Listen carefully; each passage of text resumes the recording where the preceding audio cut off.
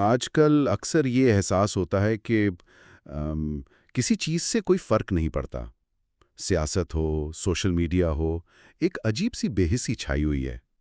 تو آج ہم اسی احساس کی جڑ تک جائیں گے، جسے فلسفے میں نہلزم کہتے ہیں. ہاں. ہمارے پاس نولان گرٹس کی کتاب کے کچھ اقتباسات ہیں، اور ہمارا مشن یہ جاننا ہے کہ کیا یہ مایوسی جدید دور کا مقدر ہے یا اس سے نکلنے کا کوئی راستہ بھی ہے؟ بالکل، اور یہ احساس بہت عام ہے. گرٹس کی کتاب نہلزم کو اسی طرح پیش کرتی ہے، ایک مسئلے کے طور پر. اچھا. یہ تب پیدا ہوتا ہے جب وہ بڑی کہانیاں کمزور پڑنے لگیں جو ہمیں بتاتی تھیں کہ دنیا کا مطلب کیا ہے، جیسے مذہب، اخلاقیات، مشترکہ روایات. جی. جب یہ ستون ہل جاتے ہیں تو ایک خلا پیدا ہوتا ہے. نہلزم یعنی اسی خلا کا تجربہ ہے. تو جب ہم نہلزم کی بات کرتے ہیں تو عام طور پر ذہن میں مایوسی، ہر چیز سے بیزاری یا تباہی کا خیال آتا ہے. کیا یہ صرف یہی ہے یا فلسفے میں اس کا کوئی گہرا مطلب ہے؟ دیکھیں، یہ عام تاثر غلط نہیں، لیکن ادھورا ہے. فلسفیانہ طور پر نہلزم اس سے کہیں زیادہ باریک ہے. اس کا بنیادی نقطہ یہ ہے کہ کائنات میں کوئی معروضی یعنی پہلے سے طے شدہ معنی یا اقدار موجود نہیں ہے. اسے ایک عمارت کی طرح سوچیں.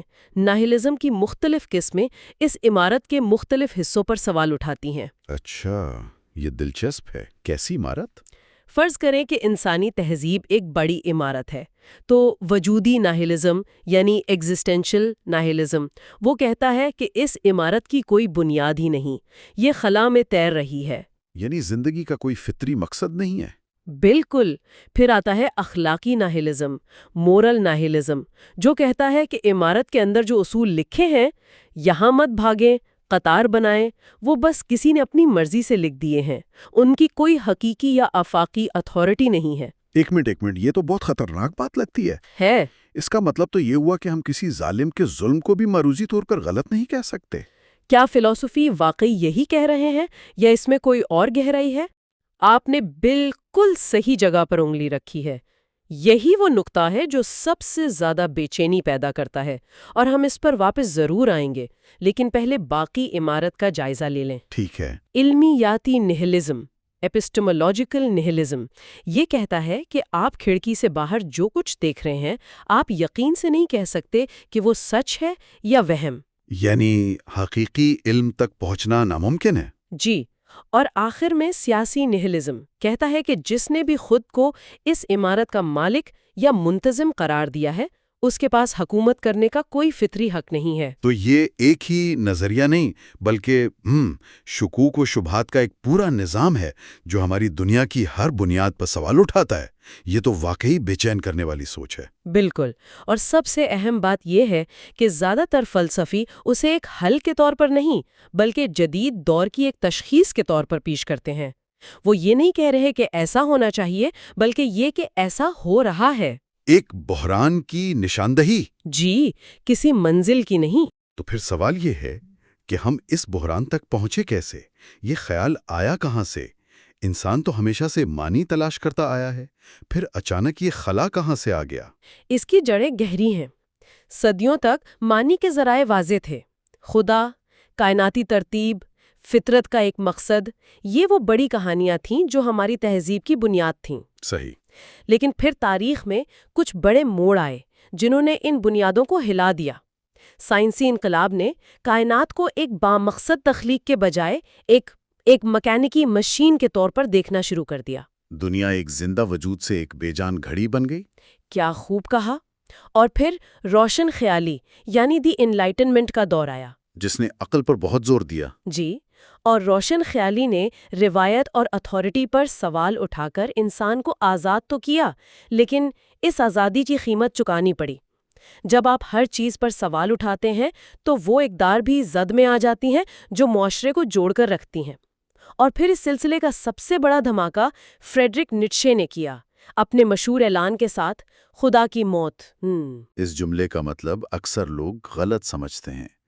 نیٹشے کا مطلب یہ تو نہیں تھا کہ کوئی آسمانی ہستی مر گئی ہے. نہیں، بالکل نہیں. یہ ایک ثقافتی تشخیص تھی.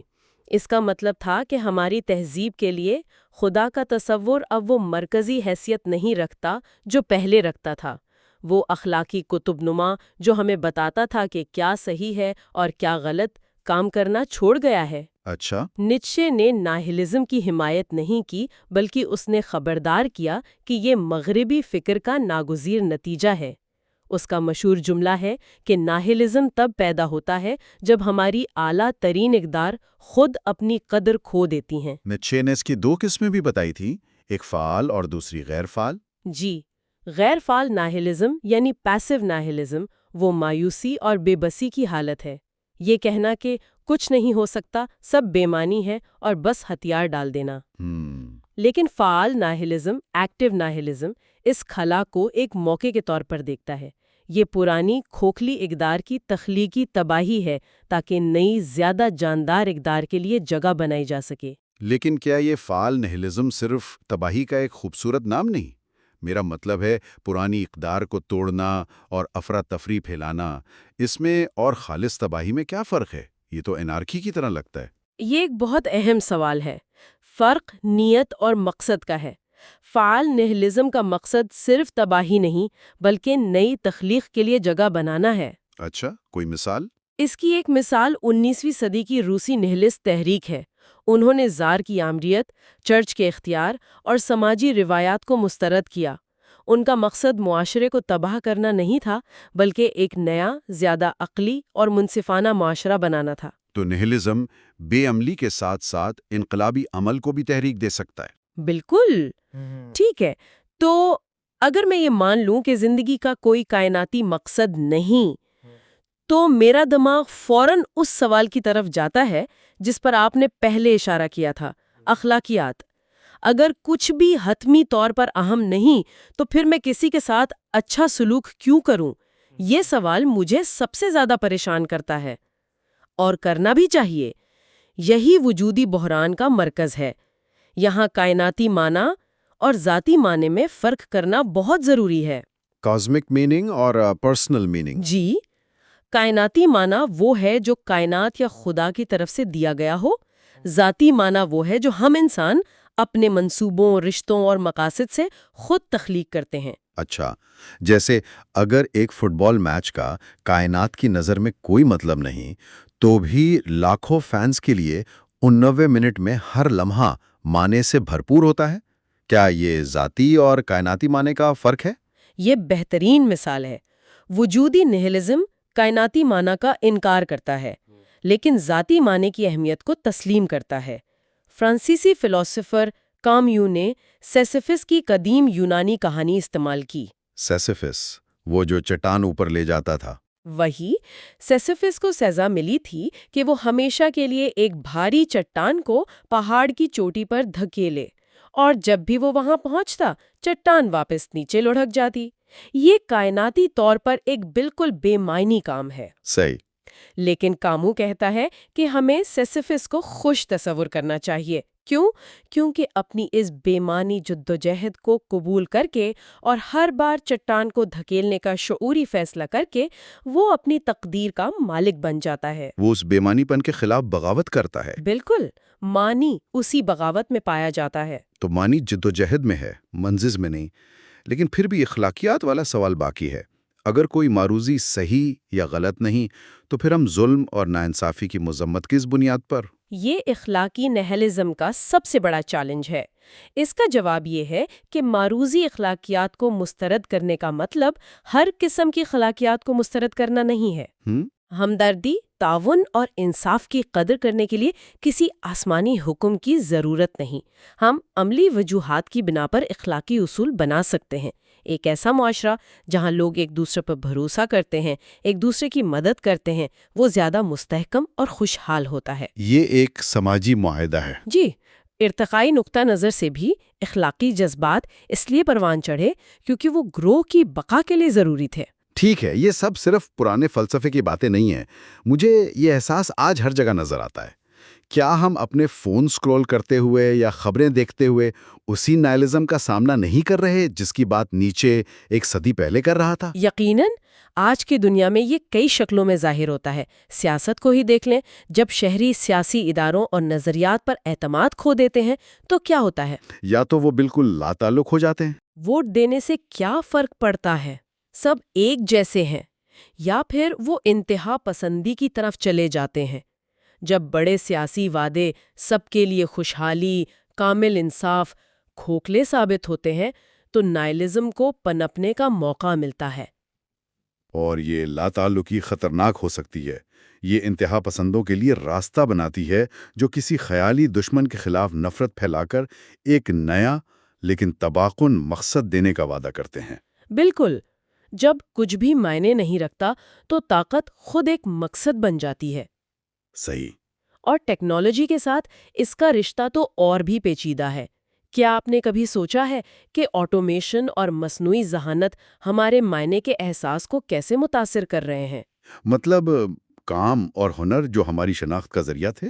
جی، لیکن جب آپ کا کام صرف ایک الگوریدم کا حصہ بن جائے یا آپ کی جگہ ایک مشین لے لے تو انسان خود کو غیر اہم اور قابل تبادلہ محسوس کر سکتا ہے۔ اور سوشل میڈیا، یہ تو ایک الگ ہی دنیا ہے۔ تو کیا یہ کہنا ٹھیک ہوگا کہ ہماری پوری ٹیک انڈسٹری جو دنیا کو بہتر بنانے کا دعویٰ کرتی ہے، نادانستہ طور پر ایک بے معنی دنیا بنا رہی ہے؟ یہ ایک بہت گہرا نکتہ ہے۔ ہم ہر چیز کو تیز اور مؤثر بنا رہے ہیں، لیکن یہ نہیں پوچھ رہے کہ کس لیے؟ بالکل، سوشل میڈیا خاص طور پر توجہ اور خالی پن کا ایک عجیب امتزاج پیدا کرتا ہے۔ آپ ہزاروں لوگوں سے منسلک ہیں، لیکن تعلق اکثر سطحی ہوتا ہے۔ یہ اس احساس کو تقویت دیتا ہے کہ عارضی تاثرات اور لائکس کے علاوہ کچھ بھی حقیقی اہمیت نہیں رکھتا۔ بالکل، یہ تو ایسا ہے جیسے آپ ایک ایسی پارٹی میں ہوں جہاں 1000 لوگ ہوں، آپ سب کو ہیلو کہہ رہے ہوں، لیکن اصل میں کسی سے بات نہ کر رہے ہوں۔ بہت شور ہے، لیکن کوئی گفتگو نہیں۔ یہی بات ہے۔ ٹیکنالوجی کا مقصد کارکردگی بڑھانا ہے، لیکن جب ذرائع کو لامحناق طور پر بہتر بنایا جائے اور مقاصد واضح نہ ہوں تو نہائلزم پھلتا پھولتا ہے۔ ہم تیزی سے دوڑ رہے ہیں، لیکن ہمیں معلوم نہیں کہ کہاں۔ صحیح۔ اور یہ سب ہمیں پاپولر کلچر میں بھی نظر آتا ہے۔ ڈسٹوپین کہانیاں، اینٹی ہیروز، ایسی دنیا جہاں اچھائی اور برائی کی لکیریں دھندلی ہو چکی ہیں۔ یہ کہانیاں اس لیے مقبول ہیں کیونکہ وہ ہماری بے چینی کی عکاسی کرتی ہیں۔ لیکن دلچسپ بات یہ ہے کہ اکثر انہی کہانیوں میں جب دنیا تباہ ہو رہی ہوتی ہے تو کردار چھوٹی چھوٹی چیزوں میں معنی تلاش کرتے ہیں: دوستی، وفاداری، محبت، قربانی۔ جی، اور یہ نائلزم کا ایک ممکنہ جواب بھی ہے۔ یہاں تک کہ جب کہانیاں کائناتی مقصد کا انکار کرتی ہیں، وہ اکثر انسانی تعلقات کو حتمی قدر کے طور پر قائم کرتی ہیں۔ تو پھر حتمی سوال یہی ہے، ہم اس خلا کا سامنا کیسے کریں؟ کیا اس سے بچا جا سکتا ہے، یا یہ جدید زندگی کی ایک حقیقت ہے جسے قبول کرنا ہوگا؟ گریوٹس کے مطابق کوئی آسان حل نہیں ہے۔ مذہب یا قوم پرستی جیسی پرانی یقینیات کی طرف واپس جانے کی کوششیں اکثر ناکام ہو جاتی ہیں، کیونکہ وہ ان وجوہات کو نظر انداز کرتی ہیں جن کی وجہ سے یہ بنیادیں پہلے کمزور ہوئی تھیں۔ تو پھر کیا کریں؟ اصل چیلنج نہیلزم کو ختم کرنا نہیں، بلکہ اس کے ساتھ ذمہ داری سے جینا سیکھنا ہے۔ ذمہ داری سے جینا، اس کا کیا مطلب ہے؟ اس کا مطلب ہے کہ حتمی ضمانتوں کی عدم موجودگی کو تسلیم کرنا، لیکن پھر بھی اپنی اقدار، منصوبوں اور رشتوں سے پوری طرح وابستہ رہنا۔ یہ تسلیم کرنا کہ ہمارے بنائے ہوئے معنی نازک اور عارضی ہو سکتے ہیں، لیکن پھر بھی ان کے لیے جدوجہد کرنا۔ یہ ذمہ داری بوجھل ہے، کیونکہ آپ اپنے فیصلوں کا الزام کسی آسمانی کتاب یا بیرونی اتھارٹی پر نہیں ڈال سکتے۔ آپ کو اپنے فیصلوں کی پوری ملکیت لینے پڑتی ہے۔ بالکل۔ یعنی معنی کے حقیقی ہونے کے لیے اس کا دائمی یا آفاقی ہونا ضروری نہیں ہے۔ جو معنی ہم خود بناتے ہیں وہ بھی اتنا ہی حقیقی ہو سکتا ہے۔ بالکل۔ عارضی، نازک اور انسانی ہاتھوں سے تخلیق کردہ معنی بھی گہری اہمیت رکھ سکتے ہیں۔ محبت، فن، تجسس، یکجہتی، یہ سب ایک بے مقصد کائنات میں بھی اپنی قدر برقرار رکھتے ہیں۔ شاید ان کی قدر اس لیے بھی زیادہ ہے کیونکہ وہ دائمی نہیں ہے۔ یہی بات ہے، اور ہمیں انہیں فعال طور پر زندہ رکھنا پڑتا ہے۔ نہلزم کو معنی کا خاتمہ سمجھنے کے بجائے اسے اس بات پر دوبارہ غور کرنے کا چیلنج سمجھا جا سکتا ہے کہ ہمارے لیے اصل میں کیا چیز معنی رکھتی ہے۔ آج ہم نے نہلزم کی تصور کو صرف تعریفوں تک محدود نہیں رکھا، بلکہ اس احساس کی گہرائی میں اترنے کی کوشش کی۔ یہ کہاں سے آتا ہے، ہماری دنیا پر کیسے اثر انداز ہوتا ہے، اور اس خلا کے ساتھ جینے کا کیا مطلب ہو سکتا ہے۔ یہ ایک ایسا سفر ہے جو یقینی جوابات سے زیادہ گہرے سوالات کی طرف لے جاتا ہے۔ اور یہ گفتگو ایک آخری اہم سوال کو جنم دیتی ہے۔ ہم نے نیچے کا ذکر کیا تھا کہ نہلزم تب پیدا ہوتا ہے جب ہماری اعلیٰ ترین اقدار خود اپنی قدر کھو دیتی ہیں۔ تو سوچنے کی بات یہ ہے کہ آج ہماری اعلیٰ ترین اقدار کیا ہیں؟ کامیابی، کارکردگی، دولت؟ اور کیا ہم لاشعوری طور پر اپنے روزمرہ کے اعمال سے، اپنی ترجیحوں سے انہیں بے قدر کرنے کے عمل میں تو شامل نہیں ہیں؟